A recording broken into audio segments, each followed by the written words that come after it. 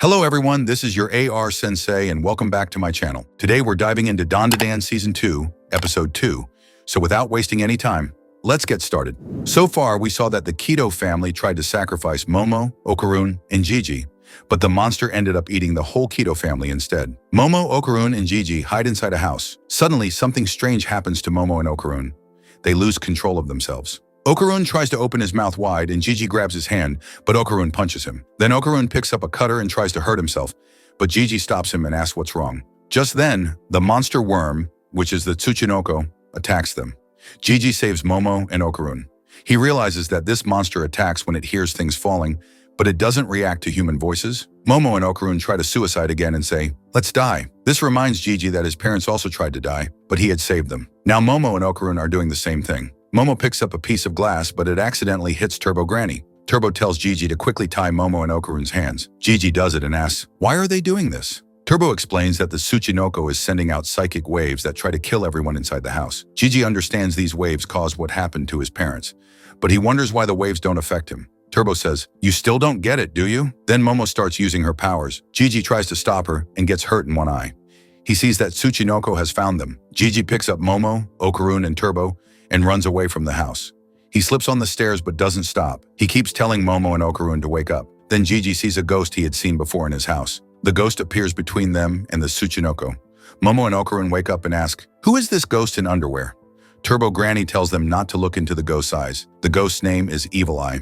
Its evil gaze makes people crazy and makes them want to go die. That means the psychic waves from the Tsuchinoko and Evil Eye's gaze cancel each other out. This is why Momo and Okarun got their senses back. Momo tells Okarun to attack the Tsuchinoko. Okarun changes and attacks hard, cutting off Tsuchinoko's neck like a bullet.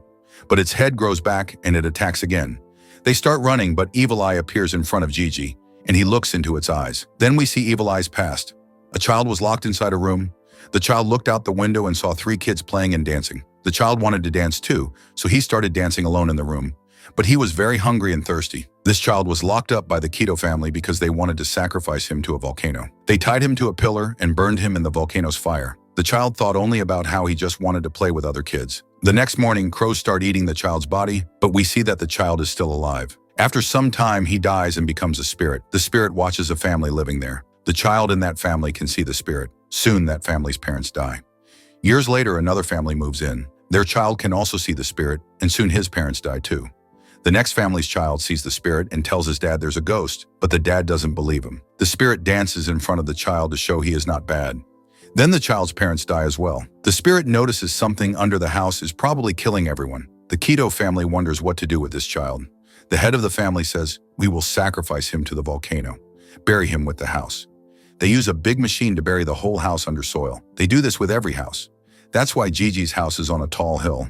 Many old houses are buried underneath. They tie the child to a chair and bury him with the house. The spirit tries to save him but can't. The spirit then promises, "I will never forgive them. I will kill them all." That spirit becomes a ghost called Evil Eye. Evil Eye had captured Jiji. Momo tries to free him, but Jiji says the ghost isn't evil. He was also killed by the Keto family. Jiji starts going to the bottom house where Evil Eye's body is still tied. He realizes Evil Eye has been trying to protect him all along. Because of Evil Eye's evil gaze, the Tsuchinoko's psychic waves don't affect Jiji. Momo sees many old houses buried underground.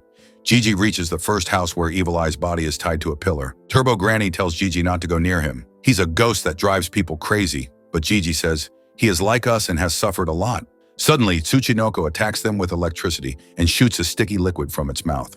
Okarun is lying down, paralyzed and unable to move. Evil Eye begins to take control of Jiji. Jiji sees Evil Eye as a child and apologizes to him. Evil Eye says, "I want to play." Jiji replies, "Okay, I'll play with you. I'll stay with you as long as you want." Evil Eye smiles and says, "That's what I wanted to hear." Now Evil Eye fully takes over Jiji's body. Jiji screams and holds his head. Turbo Granny warns, "I told you not to trust Evil Eye." They get shocked by electricity again, and Tsuchinoko comes looking for them. It tries to eat Momo, but Jiji punches the monster hard and kicks it far away. But this isn't really Jiji. It's the Evil Eye inside Jiji's body. Evil Eye says, "Finally, I have this body. Now I will destroy all humans." Momo asks what's wrong, and Jiji kicks her. Evil Eye talks to Turbo Granny. "You're a ghost too. Have humans made you their servant?" Turbo Granny replies, "Watch your mouth, or I'll beat you badly." Momo tells Jiji to come back to himself, but Evil Eye says, "This body is mine now, and I will take all humans to hell. Tsuchinoko attacks again with electricity.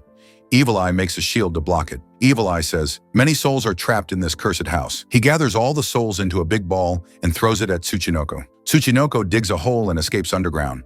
Momo asks why Evil Eye chose to possess Jiji. Turbo Granny says, because Jiji is very special. Your grandma always said he's a genius? Jiji's body has a lot of spiritual power, so it's a perfect body for Evil Eye to control.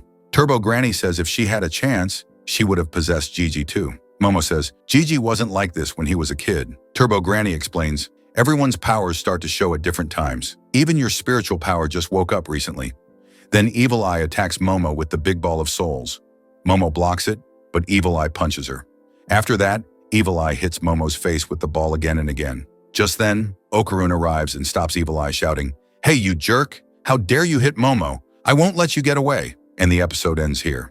So friends, who do you think will win, Okarun or Evil Eye?